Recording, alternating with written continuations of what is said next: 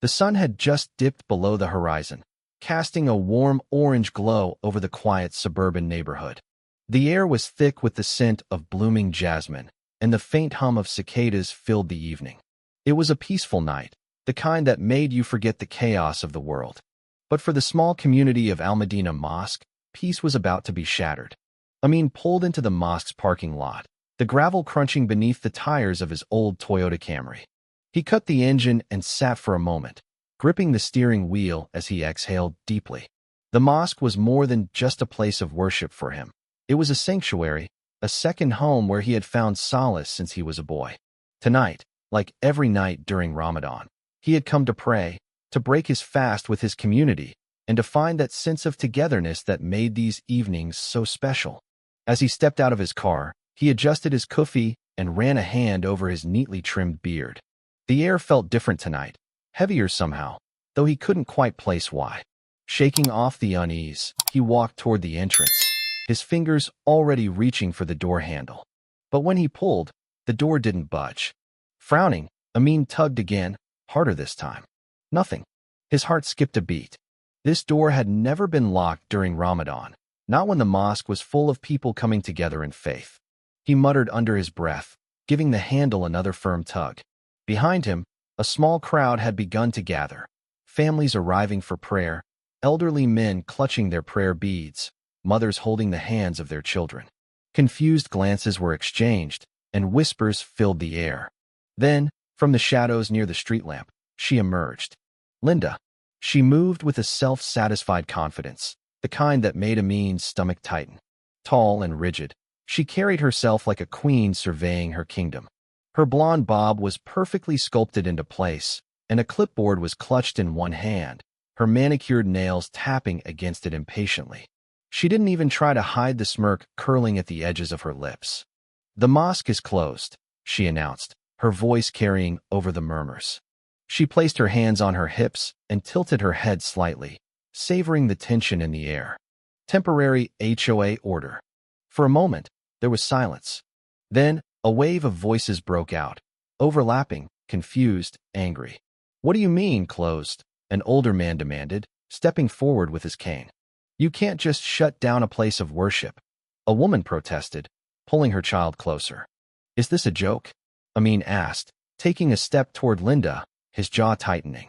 "Who gave you the authority to lock up our mosque?" Linda let out a small, amused sigh, as if she found all of this mildly entertaining. She adjusted her cardigan and gave a dramatic shrug. "Actually, I can. This property is in violation of HOA zoning regulations. It was never meant to be a religious facility. Technically, this should be a commercial space." She let the word hang in the air before finishing with a clipped, condescending tone. "So, you all need to leave." A stunned silence settled over the crowd. The HOA, Homeowners Association, that group of nosy, power-hungry suburbanites who made life miserable for anyone who didn't conform to their ridiculous standards. Amin had dealt with them before, the endless fines for unapproved mailbox colors, the passive-aggressive emails about lawn maintenance. But this was beyond petty. This was calculated. "You're telling us that after 10 years, Amin said, his voice level but laced with fury, "you're suddenly deciding our mosque is a problem?" Linda's lips curled in amusement. "Rules are rules," she said with a shrug. "And this place," she gestured to the mosque behind them like it was some kind of unwelcome blemish on the community, "doesn't belong here." Someone in the crowd gasped.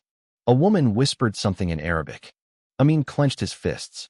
"We've been here for a decade," he said, his voice steady but seething. "You don't get to erase us with a piece of paper." Linda arched a brow. "Oh, but I do." And then, as if to hammer the final nail in, she pulled out her phone. "If anyone attempts to enter the building," she said sweetly, "I'll call the police." Amin felt the heat rise in his chest, a slow, simmering anger that threatened to boil over. His fingers curled into fists at his sides, nails pressing into his palms. This wasn't just a building.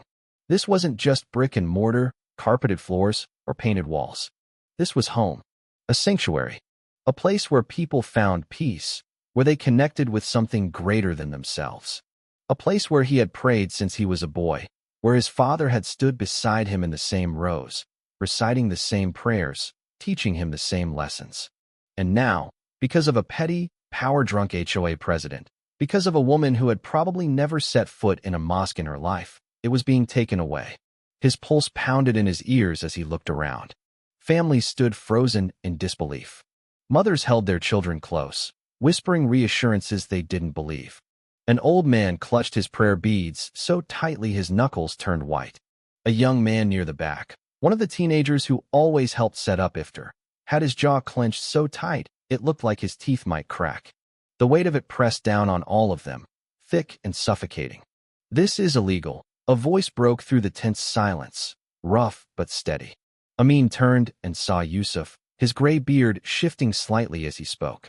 His frail frame barely masked the fire still left in him. "We have been here for 10 years, Yusuf said, stepping forward. 10 years.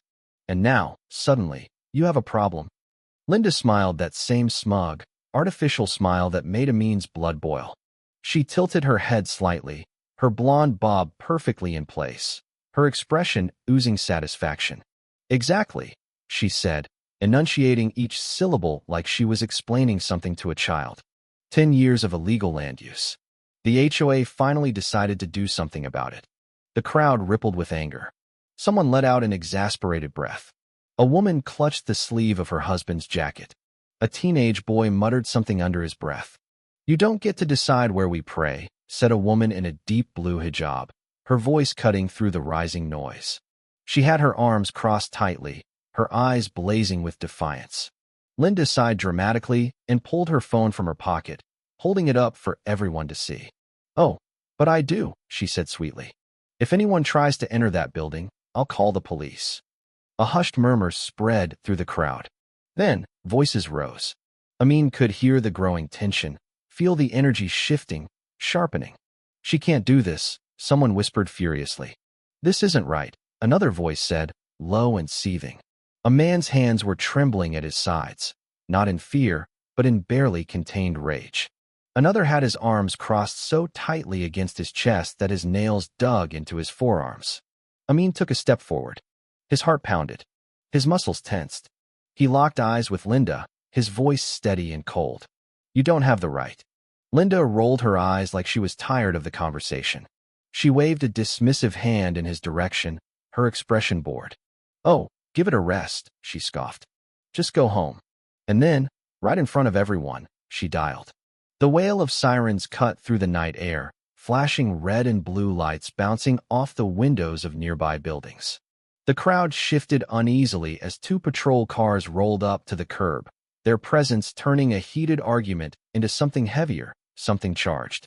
Amin clenched his jaw as the doors swung open and 2 officers stepped out, hands resting near their holsters, scanning the scene like they were assessing a threat instead of a gathering of families, elders, and children. One of the officers, a tall, square-jawed man who looked more exhausted than aggressive, took a step forward, adjusting his belt. His eyes flicked between Amin, the locked mosque doors, and the restless congregation. "What's going on here?" he asked, his voice laced with the kind of tired indifference that suggested he had been on too many of these calls before. Linda, as if she had been waiting for her cue, straightened her shoulders and plastered on the same sickly sweet, self-satisfied smile.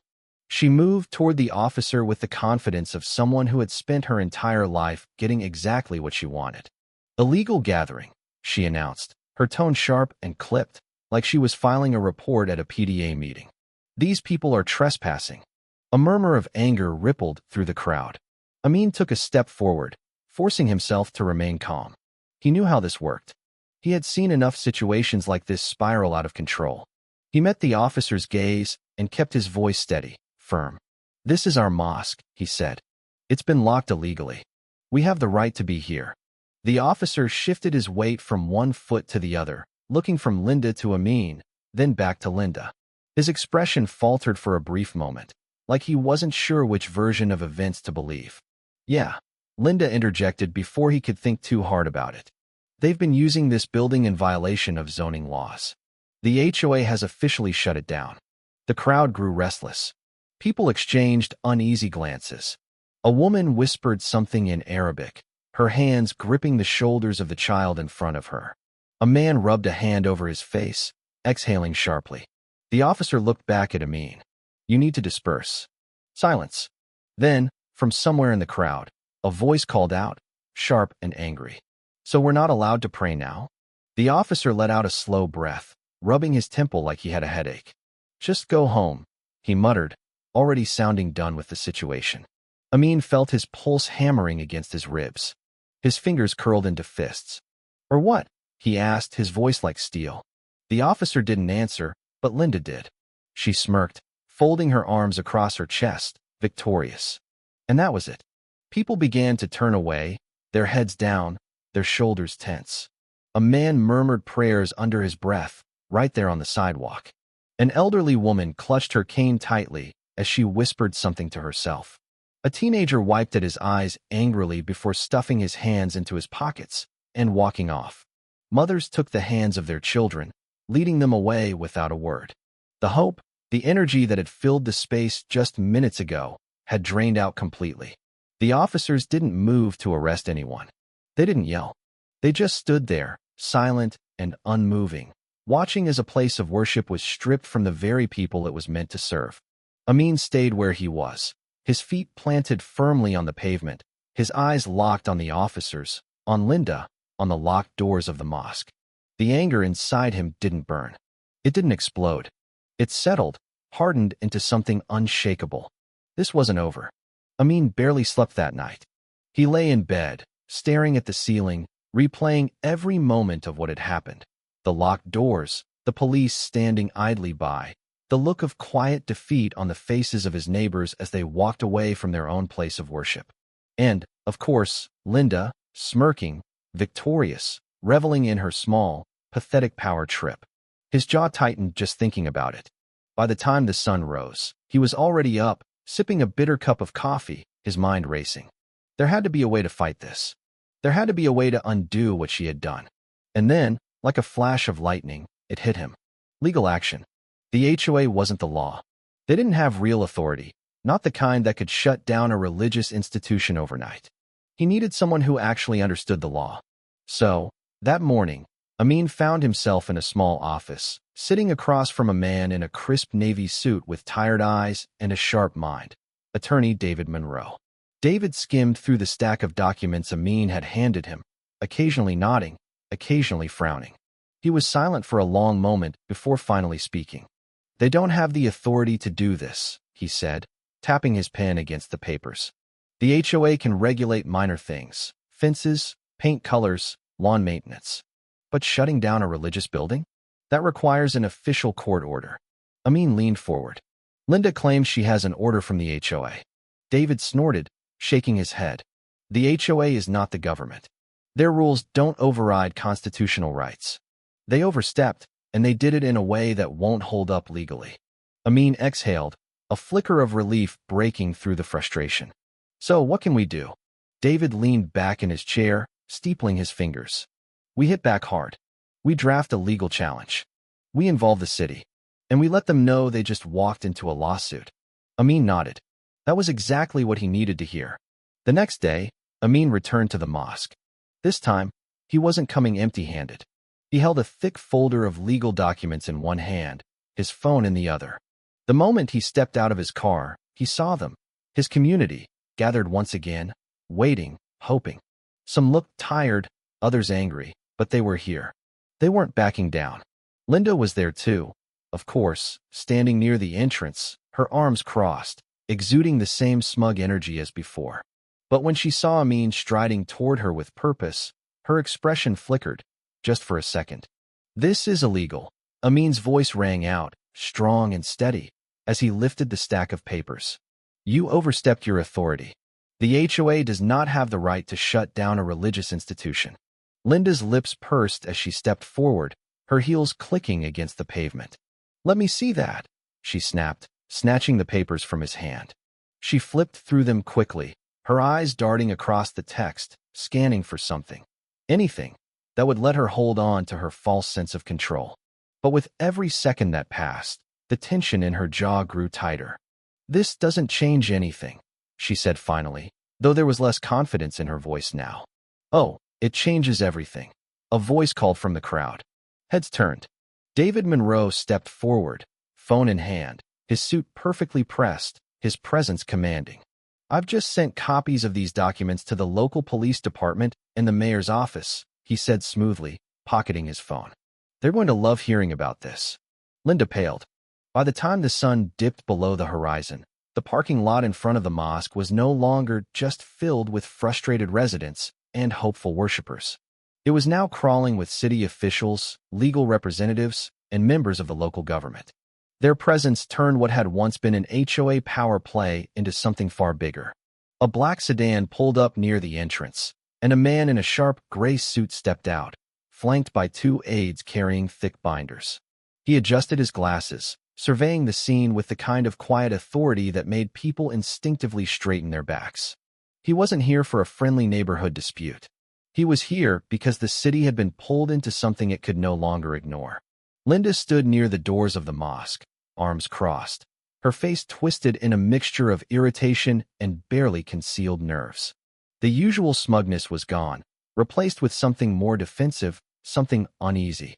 She had won the first round, when she called the police, when she forced people to walk away from their place of worship. But now she was up against something much bigger than an HOA complaint. The official cleared his throat, glancing at the growing crowd before addressing Linda directly. "Miss Caldwell," he began, his voice firm, "as a representative of the city administration, I've reviewed the claims made against this mosque, as well as the actions taken by the HOA to restrict access." Linda's chin lifted slightly, as if she was preparing to argue. He didn't give her the chance. "This is a violation of civil rights," he stated bluntly. A murmur spread through the crowd. A few gasps.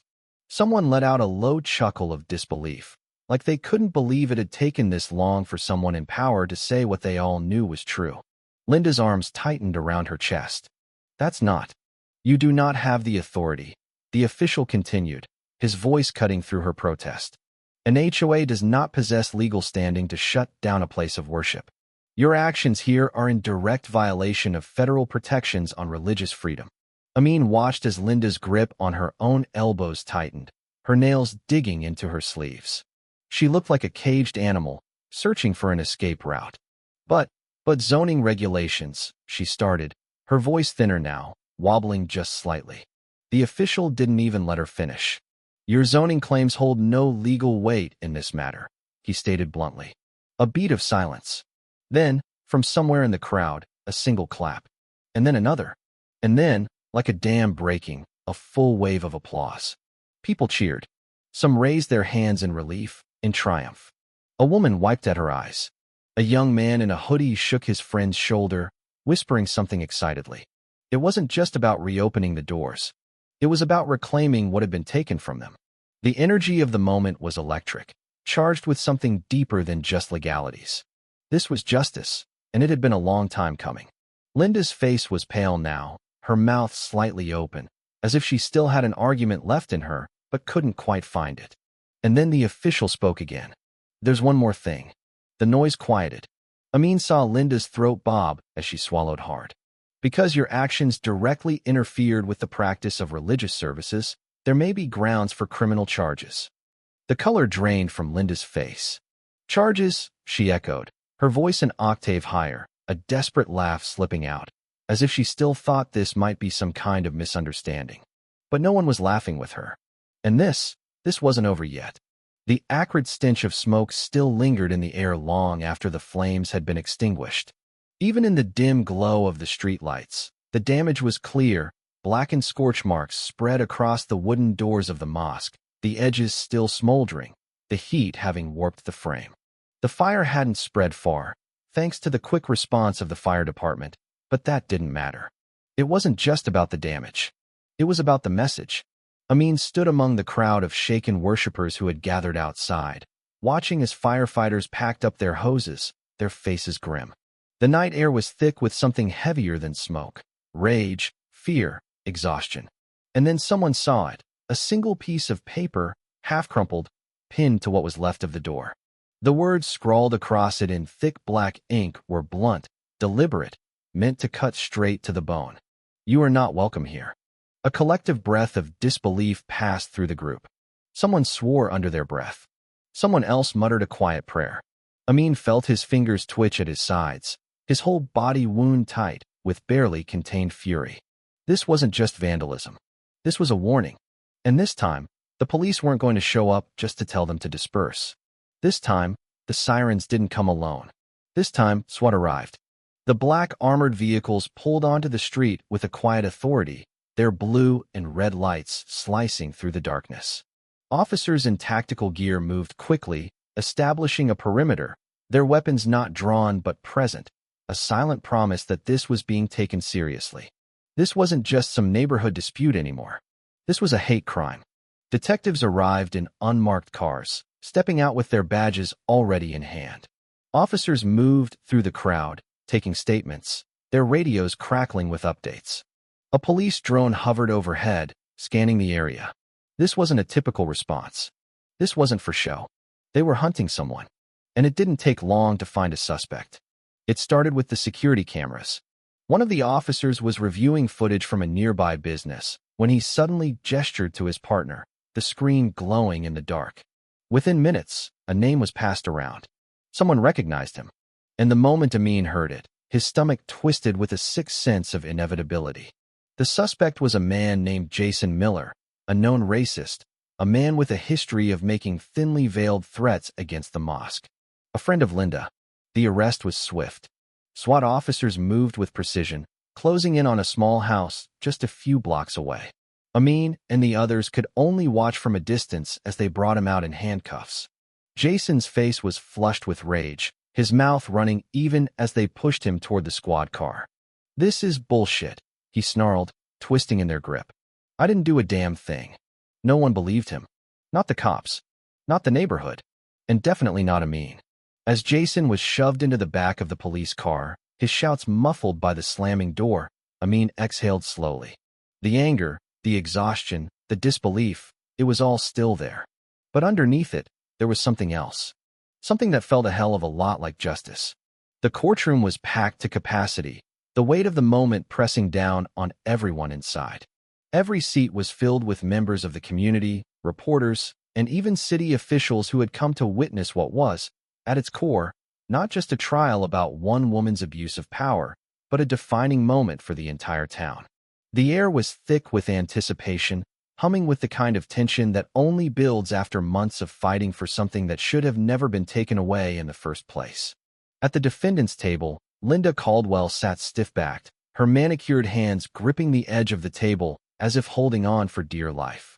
Her once carefully styled bob, always pristine, now lacked its usual crispness, strands of blonde tucked haphazardly behind her ear. The smug, condescending attitude she had worn so proudly was gone, replaced instead by something cold and hollow. She hadn't spoken much during the trial. She hadn't needed to. The evidence had spoken for itself. The investigation into the HOA had started immediately after the fire. What began as an inquiry into whether they had illegally locked the mosque quickly spiraled into something much bigger. Turns out, the mosque wasn't the only place Linda had overstepped her authority. For years, she'd been running the HOA like her own personal dictatorship, issuing fines at random, shutting down anything she didn't approve of, forcing homeowners into costly renovations based on obscure technicalities she had either fabricated or exaggerated. There were stories of people being fined for leaving their trash cans out 5 minutes past collection time, for having the wrong shade of shutters, for hosting family gatherings that she arbitrarily deemed disruptive. But shutting down the mosque, that had been her biggest mistake. Amin sat in the front row, hands clasped tightly together, barely breathing as he listened to the judge flip through his notes one final time. His attorney, David Monroe, sat beside him, his expression unreadable, though Amin could sense the quiet satisfaction beneath his professional demeanor. They had fought hard to get to this moment. Every late-night meeting, every legal loophole they had exposed, every piece of evidence they had gathered. It had all led here. The judge cleared his throat, his voice filling the silent room. After reviewing the evidence presented, he began. This court finds that the Homeowners Association, under the leadership of Miss Caldwell, acted unlawfully in restricting access to the mosque and preventing its congregation from practicing their religious freedoms. This action was in direct violation of constitutional protections and constitutes an egregious overreach of the HOA's authority. A wave of whispers rippled through the crowd. Some people exchanged looks. Others just sat frozen, waiting, hoping. Linda's jaw clenched. Her fingernails dug into the wood of the table. But she said nothing. The judge continued, his tone unwavering. Furthermore, the HOA's actions inflicted both material and emotional damages on the affected parties, including but not limited to loss of use of property, undue emotional distress, and financial burden. As such, the court orders restitution to be paid to the plaintiffs in an amount to be determined by subsequent proceedings. That was it. That was the moment the dam broke. The courtroom erupted into applause. People cheered, hands clapping together in celebration. Some raised their fists in quiet triumph. Others simply exhaled, releasing the breath they hadn't realized they had been holding. A few wiped away tears, whispering prayers of gratitude. The energy in the room shifted in an instant. What had been a long, grueling battle had finally come to an end. And they had won. Linda didn't move. She sat there, pale, motionless, as if the weight of the verdict had turned her to stone. The woman who had spent so long wielding power over others had just been stripped of it entirely. Amin let the moment wash over him. The fight had been long, exhausting. There had been moments of doubt, of frustration, of feeling like it would never end. But now, sitting in this courtroom, hearing the ruling delivered with finality, watching as the community celebrated, he finally let himself breathe. He had won. No, they had won. The night carried a different weight now, not the suffocating heaviness of injustice, but something lighter, something resolute. The air was crisp, tinged with the scent of the earth after a day of warmth, carrying the quiet murmurs of a city winding down. But here, in front of the mosque, life was stirring back to where it belonged.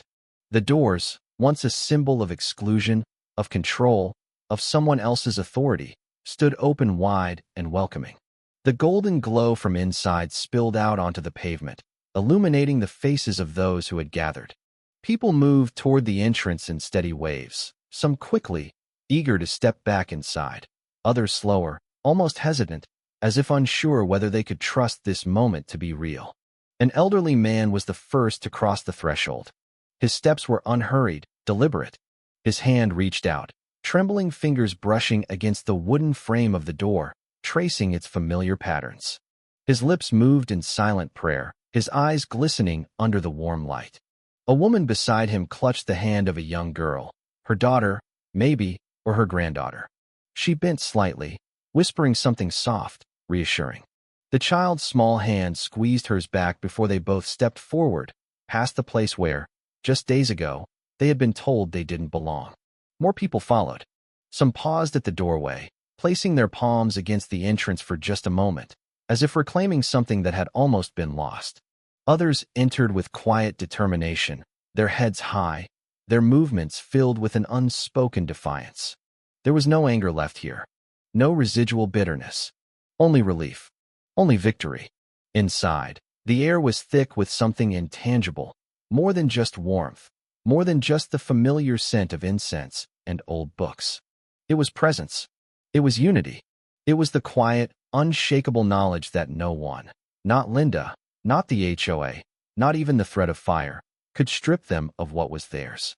Teenagers, the same ones who had stood in the cold that night, who had clenched their fists as they watched the doors being locked, now stepped inside, shoulders squared, quiet grins tugging at their lips.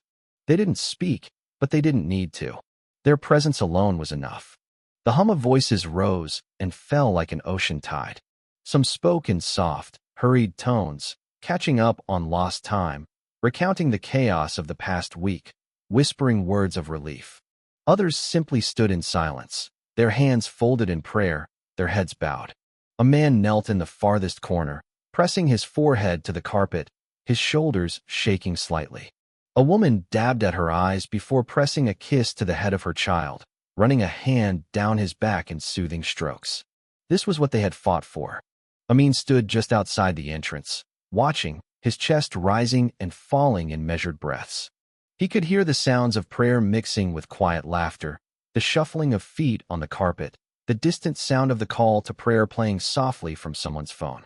It was all coming back to life, as if it had never been taken away in the first place. He turned his gaze upward. The minaret stood against the deep stretch of the night sky, its silhouette sharp and unmoving against the sea of stars. It had been there before all of this. It had watched over them through every challenge, every hardship. It had stood as a silent witness to their struggle, to their resilience.